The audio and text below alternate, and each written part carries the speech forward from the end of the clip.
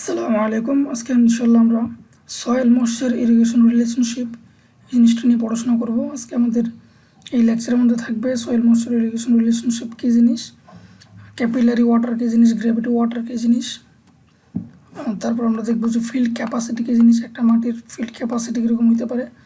তারপর আমরা কিছু প্রবলেম করব, সেটা হচ্ছে যে কতদিন পর পর একটা জমিতে আমাদের পানি দিতে হবে এবং একটা সয়েলের ফিল্ড ক্যাপাসিটি, ফিল্ডে ওয়াটার ধরে রাখার ক্যাপাসিটি কতটুকু, এগুলো বের করার কিছু প্রবলেম আজকে ইনশাল্লাহ আমরা দেখব।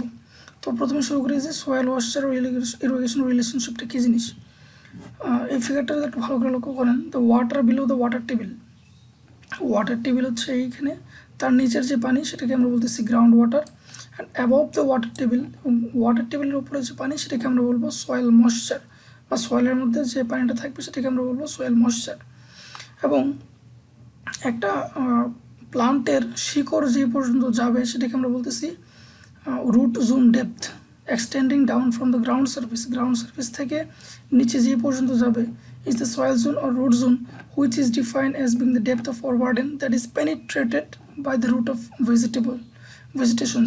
ভেজিটেশনস অথবা প্লান্টের রুট যতটুকু পর্যন্ত পেনিট্রেট করবে মাটির মধ্যে সেটাকে আমরা বলবো depth of root zone. This zone is the most important for irrigation point of view. এই রুট জোনটা খুবই ইম্পর্ট্যান্ট ইরিগেশন পারপাসের জন্য, কারণ এটার উপর ডিপেন্ড করে যে আমাদের কতটুকু পানি সাপ্লাই দেওয়া লাগবে কোন ধরনের ফসলে। তারপর হচ্ছে when water false over the ground, যখন একটা গ্রাউন্ডে ওয়াটার পরে হইতে পারে সেটা বৃষ্টিপাত বা অন্য কোনোভাবে, a part of its gets absorbed in the root zone, এর কিছু অংশ রুট জোনের দ্বারা অ্যাবসর্বড হয়, and the rest flows downward under the action of the gravity, এবং বাকিটা গ্র্যাভিটির কারণে বা অবশেষের কারণে নিচের দিকে চলে আসে, যেটাকে আমরা বলতেছি গ্র্যাভিটি ওয়াটার। তারপর আমরা চলে আসি যে ফিল্ড ক্যাপাসিটি কী জিনিস। Immediately after rain or irrigation water application, মানে বৃষ্টিপাত অথবা আপনি যখন ফিল্ডে ইরিগেশন ওয়াটার দিবেন তার কিছুক্ষণ পর, when all the gravity water has drained out, যখন সকল গ্রেভিটি ওয়াটারগুলো ড্রেইনড আউট হয়ে যাবে, একটু আগে বলছিলাম আমি গ্রেভিটি ওয়াটার মানে গ্রেভিটির কারণে যে ওয়াটারগুলো ড্রেইনড আউট হয়ে যায় টু দ্য ওয়াটার টেবিল, যেগুলো ওয়াটার টেবিলে চলে যাবে, a certain amount of water is retain on the surface of the soil, কিছু পরিমাণ সয়েলের মধ্যে পানি অ্যাবজর্ব হবে। কী কারণে হবে? By molecular action and by loose chemical bond, এই দুই কারণে হইতে পারে। This water can not be easily drained, এই পানিটা সহজে ড্রেইন হবে না মাটি থেকে আন্ডার দ্য অ্যাকশন অফ গ্রেভিটির কারণে, and is called the field capacity, এবং এই পানিটাকে আমরা বলবো ফিল্ড ক্যাপাসিটি। সহজ কথায় বললে, বৃষ্টিপাত বা ইরিগেশনের পর যেই পানিটা মাটিতে রিটেইন করবে গ্রেভিটেশনাল পানি ড্রেইন আউট হওয়ার পর, সেটাকে আমরা বলতেছি ফিল্ড ক্যাপাসিটি। এখন আমরা দেখব যে ক্যাপিলারি ওয়াটার কী জিনিস আর হাইগ্রোস্কোপিক ওয়াটার কী জিনিস। The field capacity water further consist of two part, একটা হচ্ছে ক্যাপিলারি ওয়াটার, একটা হচ্ছে hygroscopic water. One part is that which is attached to the soil molecules by surface tension against gravitational force. Surface টেনশনের কারণে যে পানিটা retain করবে সোয়েলে can be extracted by plants by capillarity, এবং ক্যাপিলারিটির কারণে প্লান্ট যেটাকে এক্সট্রাক্ট করতে পারবে বা শোষণ করতে পারবে সেটাকে আমরা বলবো ক্যাপিলারি ওয়াটার। আর অন্য যে পানিটা মলিকুলার লুজ কেমিক্যাল বন্ডের কারণে যেটা সোয়েলে রিটেইন করবো সেটাকে আমরা বলবো হাইগ্রোস্কোপিক ওয়াটার। এখন আমরা অনেকের প্রশ্ন নিতে পারি, স্যার ক্যাপিলারি রাইস কী জিনিস। আপনি যখন বড় একটা পাতিলের মধ্যে বা একটা বালতিতে চিকন ডায়ার একটা পাইপকে ইনসার্ট করবেন, তখন দেখবেন যে ওই পাইপের মধ্যে কিছু পরিমাণ পানি অটোমেটিক উপরে ওঠে। ওই যে উপরে ওঠার একটা কোয়ালিটি বা গুণ, সেটাকে আমরা বলতেছি ক্যাপিলারিটি। তো শিকড় যখন মাটির মধ্যে যাবে, তো শিকড়ের ছোটো ডায়ার কারণে কিছু পরিমাণ পানি অটোমেটিক মাটির থেকে নিয়ে নিতে পারবে, সেই পানিটাকে আমরা বলবো ক্যাপিলারি ওয়াটার। এখন ফিল্ড ক্যাপাসিটি কী জিনিস। ফিল্ড ক্যাপাসিটি যদি সহজে সংজ্ঞায়িত করি, ফিল্ড ক্যাপাসিটি হচ্ছে weight of water retained in a certain volume of water, একটা নির্দিষ্ট ভলিউম সয়েলের মধ্যে যতটুকু পানি আছে, পানির ওজন divided by weight of the same volume of dry soil, মানে পানির ওজন ডিভাইডেড বাই ড্রাই সয়েলের ওজন, সেটাকে আমরা বলতেছি ফিল্ড ওয়াটার। তো এখানে কিছু সিম্বল আমরা শিখে রাখি, সেটা হচ্ছে গামা ডি মানে হচ্ছে ড্রাই ডেন্সিটি, যেটা একক হচ্ছে kilo newton per metre cube. আর একটা হচ্ছে গামা ডব্লিউ হচ্ছে পানির ইউনিট ওয়েট, সেটা যদি আমরা গ্রামে রিপ্রেজেন্ট করি তাহলে 1 গ্রাম পার সেন্টিমিটার কিউব, আর যদি কেজিতে রিপ্রেজেন্ট করি তাহলে 1000 কেজি পার সেন্টিমিটার কিউব। তো আমরা যেটা দেখতেছিলাম যে ফিল্ড ক্যাপাসিটি হচ্ছে weight of water retained in volume, মানে ওয়াটারের weight divided by same volume dry সয়েলের ওয়েট। তো সেম ভলিউম ড্রাই সয়েলের ওয়েট হচ্ছে গামা ডি ইন্টু ডি।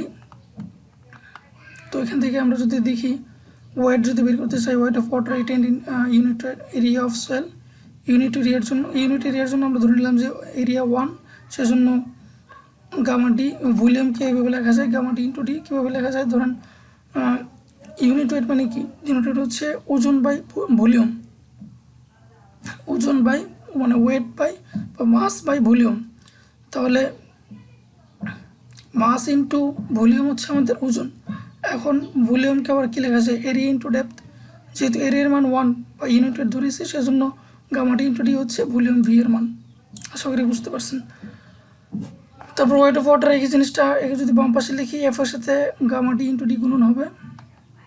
তো volume of water stored in unit area of soil হবে gamma D দ্বারা gamma W দ্বারা ভাগ করা লাগবে।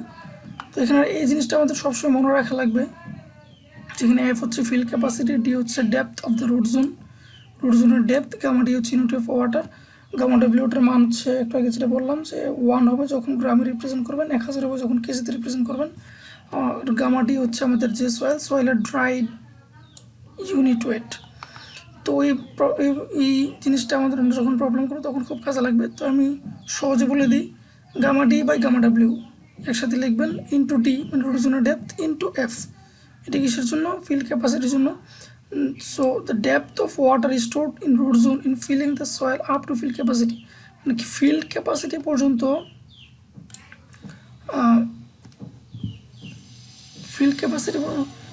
পর্যন্ত ওয়াটার যদি আপনি রিটেইন করাতে চান আপনার একটা স্পেসিফিক সয়েলের জন্য, তখন কী পরিমাণ পানিতে দেওয়া লাগবে সেটার ফর্মুলা হচ্ছে এটাই। আমরা একটু পরে ম্যাথ করলে এই জিনিসটা আরও বুঝতে পারবেন। আর সেখানে আরেকটা জিনিস আমি আপনাদের বলে দিই, সেটা হচ্ছে permanent wilting point. Permanent wilting point কি, the plant can extract water from the soil till the permanent wilting point. Permanent wilting point হওয়ার আগ পর্যন্ত একটা প্লান্ট জমি থেকে পানি এক্সট্রাক্ট করতে পারবে। The permanent wilting point is that water content, সেই পরিমাণ water content at which plant can no longer extract sufficient water for its growth and its wilts up, মানে মাটিতে পানির পরিমাণ কমতে কমতে কমতে কমতে যদি ওই পরিমাণে চলে যায় যে এর চেয়ে কমে গেলে শিকড় বা রুট জোন আর পানি এক্সট্রাক্ট করতে পারতেছে না বা তুলতে পারতেছে না, যার দরুন গাছটা যদি মরে যায়, উইল্টস আপ হয়ে যায়, তখন ওই পরিমাণ ময়েশ্চার কন্টেন্টকে আমরা বলবো পার্মানেন্ট উইল্টিং পয়েন্ট। আর অ্যাভেলেবল ময়েশ্চার কি জিনিস, difference in water content of soil between field capacity and permanent holding point, মানে একটা সয়েলের ফিল্ড ক্যাপাসিটি যত আর পারমানেন্ট হোল্ডিং পয়েন্ট যত, তাদের যে পার্থক্য সেটাকে বলতেছি আমরা অ্যাভেলেবল ময়েশ্চার। আর অ্যাভেলেবল ময়েশ্চারের 75 থেকে 80% হচ্ছে রেডিলি অ্যাভেলেবল ময়েশ্চার। এখন আমরা একটা প্রবলেম যদি দেখি ভালো, এই ফিগারটা যদি একটু ভালো করে দেখার চেষ্টা করি, পরের ফিগারটা এই হচ্ছে আমাদের মাটির ইনিশিয়াল স্টেজে ময়েশ্চার কন্টেন্ট। তো আপনি যখন প্লান্ট রোপণ করবেন তো আস্তে আস্তে ময়েশ্চার কন্টেন্ট সময়ের সাথে সাথে কমবে, কমার কিছুদিন পরে আপনার আবার ইরিগেশন ওয়াটার দেওয়া লাগবে, দিলে আবার ময়েশ্চার কন্টেন্ট বাড়বে মাটিতে, আবার এইভাবে কমতে থাকবে। তো যদি আমরা ভালো করে লক্ষ্য করি, এই সবটা এটা হচ্ছে একদম ড্রাই লেভেল, এটা হচ্ছে আমাদের মাটির ময়েশ্চার লেভেল। তো সবটাকে আমরা বলতেছি ফিল্ড ক্যাপাসিটি, আর এই পরিমাণ নির্দিষ্ট পরিমাণটাকে আমরা বলতেছি উইল্টিং পয়েন্ট, মানে যার নিচে যদি পানির লেভেল চলে আসে তাহলে আর গাছ বাঁচবে না, গাছগুলো উইল্টস আপ হয়ে যাবে বা শুকিয়ে যাবে, এটা হচ্ছে উইল্টিং পয়েন্ট। আর অপটিমাম ময়েশ্চার কন্টেন্ট কীভাবে বের করা লাগবে, আমাদের টোটাল ফিল্ড ক্যাপাসিটি থেকে উইল্টিং পয়েন্টটা মাইনাস করলে অপটিমাম ময়েশ্চার কন্টেন্ট বের হয়ে যাবে। আর অপটিমাম ময়েশ্চার কন্টেন্টের 75 থেকে 80% হচ্ছে আমাদের রেডিলি অ্যাভেলেবল ময়েশ্চার কন্টেন্ট। তো এখন আমরা একটা ম্যাথ করলে আশা করি সবগুলো প্রবলেম একসাথে সলভ হবে ইনশাল্লাহ। যে একটা প্রবলেম বলা আছে, আফটার হাউ মেনি ডেজ, মানে কতদিন পর উইল ইউ সাপ্লাই ওয়াটার, তুমি জমিতে পানি দিবে two soil in order to ensure sufficient irrigation of the given crops. তো এই প্রবলেমের জন্য আমাদের সয়েলের ফিল্ড ক্যাপাসিটি দেওয়া আছে 28%, মানে 28% পর্যন্ত পানি ও এক্সট্রা রিটেন করতে পারে, বা ওর সয়েলের ক্যাপাসিটি হচ্ছে 28%। পার্মানেন্ট উইল্টিং পয়েন্ট 13%, মানে 13%-এর কম যদি পানি হয়ে যায় তখন গাছগুলো শুকিয়ে যাবে। ড্রাই ডেন্সিটি অফ সয়েল হচ্ছে 1.3, আর আমাদের তো পানির ড্রাই ডেন্সিটি জানাই আছে 1 গ্রাম পার সিসি। ইফেক্টিভ ডেপথ অফ রুটজন হচ্ছে 70, মানে ডি এর মান আমাদের দেওয়া আছে 70 centimetre. Daily consumption use of water for the green crops, daily 12 millilitre পানি অ্যাবজর্ব করে। এবার আমরা দেখি অ্যাভেলেবল ময়েশ্চার কীভাবে করতে হয়। একটাকে বলছিলাম আমি, ফিল্ড ক্যাপাসিটি থেকে আমাদের পার্মানেন্ট উইল্ডিং পয়েন্টটা মাইনাস করা লাগবে। তো ফিল্ড ক্যাপাসিটি থেকে পার্মানেন্ট উইল্ডিং পয়েন্ট মাইনাস করলাম আমরা 15%, আর অ্যাভেলেবল ময়েশ্চারের 75 থেকে 80% হচ্ছে আমাদের রেডিলি অ্যাভেলেবল ময়েশ্চার। তো আমি 80% ধরে নিলাম যে রেডিলি অ্যাভেলেবল আছে। তো 80%-এর সাথে 15% গুলো 12%, তার মানে আমাদের অপটিমাম ময়েশ্চার লাগবে 16%। It means that the moisture will be filled by irrigation between 16% to 18%। তার মানে আমাদের 16% থেকে 28% পর্যন্ত নিয়ে যেতে আমাদের ওয়াটার সাপ্লাই করা লাগবে। তো দ্যাটস ওয়াই আমাদের কতটুকু ডেপথের জন্য ওয়াটার সাপ্লাই করা লাগবে। যদি ফর্মুলা বসাই, আগে আমরা ফর্মুলা জানি gamma D by gamma W. Gamma D হচ্ছে ড্রাই সোয়েলের ইউনিট ওয়েট, গামা ডাব্লিউ হচ্ছে পানি ইউনিট ওয়েট, ডি হচ্ছে রুট জোনের ডেপথ, এটা আমাদের দেওয়া আছে কোশ্চেনে 70 সেন্টিমিটার। ফিল্ড ক্যাপাসিটি আমাদের জানা 28%, অপটিমাম ময়েশ্চার কন্টেন্ট আমরা একটু আগে বের করে নিয়েছি 16%। তো সবগুলো যদি আমরা বসায় দিই আমাদের চলে আসবে ডেপথ অফ ওয়াটার স্টোর, যেন আমাদের কতটুকু ডেপথের ওয়াটার স্টোর করা লাগবে 10.92 সেন্টিমিটার। এখন আমরা কোশ্চেনে দেখেন, তো এই জিনিসগুলো gamma D by gamma W যদি একটু বলি, ইউনিট ওয়েটকে আমরা লিখতে পারি ডেন্সিটি ইন্টু জি, জি কাটা যাবে। গামা ডি কোশ্চেন দেওয়া 1.3, আর পানির জন্য হচ্ছে 1 গ্রাম পার সিসি করলে 1.3 আসবে। আমাদের ডি এর মান 70 সেন্টিমিটার দেওয়া, এটাকে 1000 দ্বারা ভাগ করলে 0.7 মিটার। প্রশ্ন বাকি ভ্যালুগুলো বসিয়ে দিলে 10.92 চলে আসবে। তো কোশ্চেনে আমাদের বলা আছে যে ওই সয়েলটা বা ওই ক্রপটা ডেইলি 12 মিলিমিটার পানি অ্যাবজর্ব করে বা কনজিউম করে। তো 1.2 সেন্টিমিটার মানে 12 মিলিমিটার মানে 1.2 সেন্টিমিটার ওয়াটার অ্যাবজর্ব করে একদিনে, তার মানে 10.92 সেন্টিমিটার ওয়াটার অ্যাবজর্ব করবে 9.1 দিনে। তার মানে আমাদের প্রতি 9 দিন অন্তর বা 9 দিন পর পর আমাদের ওই জমিটাতে পানি দেওয়া লাগবে। আশা করি ম্যাথটা বুঝতে পারছেন। তারপর আমরা চলে যাচ্ছি আরেকটা ম্যাথে। হোয়েট অথবা গম is to be grown in a field having a field capacity equal to 27%। Field capacity আমাদের দেওয়া আছে 27%, পার্মানেন্ট উইল্ডিং পয়েন্ট দেওয়া আছে 13%। Find the storage capacity in 18 centimeter depth of soil. Storage capacity of 18 centimeter depth of soil দেওয়া আছে 18 centimeter. If the dry unit weight of the soil, dry unit weight দেওয়া আছে gamma D 14.72.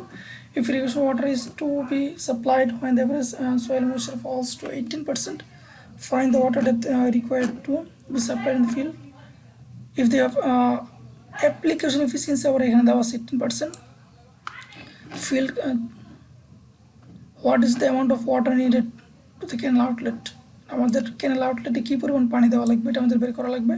With the water lost in the water courses and the field channel is 15% কনভেন্সের জন্য loss হয়, আর application efficiency দেওয়া আছে 18%, তার মানে এফিসিয়েন্সির বিষয়টা এখানে আসবে। তো ম্যাক্সিমাম স্টোরেজ ক্যাপাসিটি আর অ্যাভেলেবল ময়েশ্চার আমরা ইজিলি বের করতে পারবো। গামা ডি দেওয়া আছে কোশ্চেনে 14.72, গামা ডাব্লিউ আমরা জানি 9.81 কেজি পার মিটার কিউব। যদি ডেন্সিটি হতো তখন আমরা লিখতাম 1000 কেজি পার মিটার কিউব। তারপর ডি এর মান দেওয়া আছে আমাদের কোশ্চেনে 80 সেন্টিমিটার, 1000 দ্বারা ভাগ করলে 0.8 মিটার বসাই দিলাম। ফিল্ড ক্যাপাসিটি জানা আছে 27%, উইল্ডিং পয়েন্ট 13% বসাই দিলাম, এখানে চলে আসলো। ম্যাক্সিমাম স্টোরেজ ক্যাপাসিটি হচ্ছে আমাদের 16.8 সেন্টিমিটার। কিন্তু এখানে বলা আছে যে অ্যাপ্লিকেশনের কারণে অ্যাপ্লিকেশন এফিসিয়েন্সি 18%, তার মানে 20% আমাদের লস হয়। দ্যাটস ওয়াই আমাদের এই 18% দ্বারা ভাগ করা লাগবে, এই যে 18% দ্বারা ভাগ করা লাগবে যা আসে তা থেকে, এবং কনভেন্সের কারণে আমাদের ক্ষতি হয় আবার 15%, তাহলে 0.85 দিয়ে শেষে ভাগ করা লাগবে। তো তার আগে since the moisture is allowed to vary from 27% and 18%, the deficiency created in the fall হবে কত, আমাদের ডিফিসিয়েন্সি কত হবে 27% থেকে 18%। এই যে ভেরিয়েশন বা এই যে পার্থক্য এতটুকু পর্যন্ত আমাদের ময়েশ্চারকে অ্যালাউ করা লাগবে। দ্যাটস ওয়াই এই জিনিসটা আমরা বের করে নিলাম যে 10.8 সেন্টিমিটার। এই কাজটা একসাথে আগে করে নিতে পারেন, এখানে করতে পারেন ইচ্ছা করলে। তারপর আমাদের অ্যাপ্লিকেশন এফিসিয়েন্সি দ্বারা ভাগ করলাম এবং শেষে কনভেন্সের কারণে যেহেতু 15% লস হয়েছে, তার মানে 85% দিয়ে ভাগ করলে আমাদের টোটাল 15.88 সেন্টিমিটার পানি আমাদের সাপ্লাই করা লাগবে। এ হচ্ছে মোটামুটি দ্বিতীয় ম্যাথ। তারপর আমরা চলে যাচ্ছি আমাদের third math, determine the field capacity of A soil for the following data. মানে একটা সয়েলের ফিল্ড ক্যাপাসিটি কত সেটা আমরা বের করবো। Depth of root zone D এর মধ্যে দেওয়া আছে, এক্সিস্টিং ময়েশ্চার দেওয়া আছে 8%, ড্রাই ডেন্সিটি দেওয়া আছে 250 KG per metre cube, quantity of water applied to soil, সয়েলে ওয়াটার ওরা অ্যাপ্লাই করছে 650 মিটার কিউব, ওয়াটার লস হয়েছে 10%, আমি যাই দিয়েছিলাম যাচ্ছে 10% loss. Area to be irrigated 1000 metre cube, যেহেতু আমাদের ভলিউম দেওয়া আছে 650 মিটার কিউব এবং এরিয়াও দেওয়া আছে 1000 মিটার কিউব, তো আমরা ইজিলি আমাদের কাজটা করতে পারবো। Volume of total water applied 650 metre cube, তার মধ্যে লস হয়েছে 10%, 65 মিটার কিউব লস। তাহলে water used in raising moisture content up to field capacity পর্যন্ত পৌঁছাতে আমাদের ওয়াটার ইউজড হয়েছে 585 মিটার কিউব।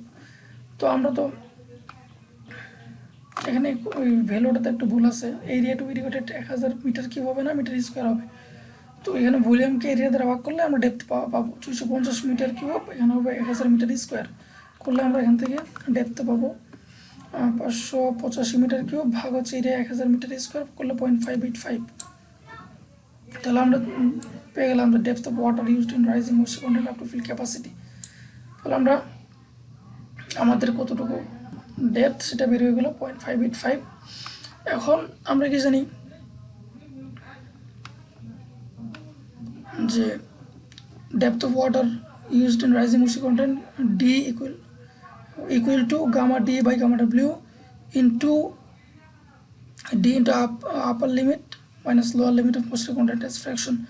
এইভাবে না করতে পারেন, অথবা ডিরেক্ট ফর্মুলা এইভাবে বসিয়ে আপনি করতে পারেন, এইভাবে করলে সবচেয়ে সহজ হয়। আমাদের এখানে ডেপথ অফ ওয়াটার তো অটোমেটিক আমরা বের করে ফেলছি, মানে আমাদের যেটা প্রত্যেক আগের অঙ্কগুলোতে বের করতাম, এখানে এই জিনিসটা আগে বের করা আছে 0.585। গামা ডি এর মান দেওয়া আছে 1.45 টন পার মিটার কিউব, আর পানিটা তো আমাদের জানা আছে 1 টন পার মিটার কিউব, এবং ডেপথ অফ রুট জোন দেওয়া আছে 1.8, বসে দিলাম ডি এর 1.8। ফিল্ড ক্যাপাসিটি আমাদের জানা নাই, আর অ্যাভেলেবেল সয়েলের ময়েশ্চার দেওয়া আছে 8%, এক্সিস্টিং ময়েশ্চার 8%, বসে দিলাম 8%। না আপনি ডিরেক্ট এই লাইনে লিখে, মানে আমরা যে ফর্মুলা জানি আগের প্রবলেমগুলোতে যে প্রবলেমটা যেটা আমরা জানি যে depth of water gamma D by gamma W into D, field capacity minus wilting point. তো এখানে গামা ডি কোশ্চেনের ক্ষেত্রেও সেম, এই ফর্মুলাটা লিখেই আপনি ডিরেক্ট এই জিনিসটা লিখে ফেলতে পারবেন।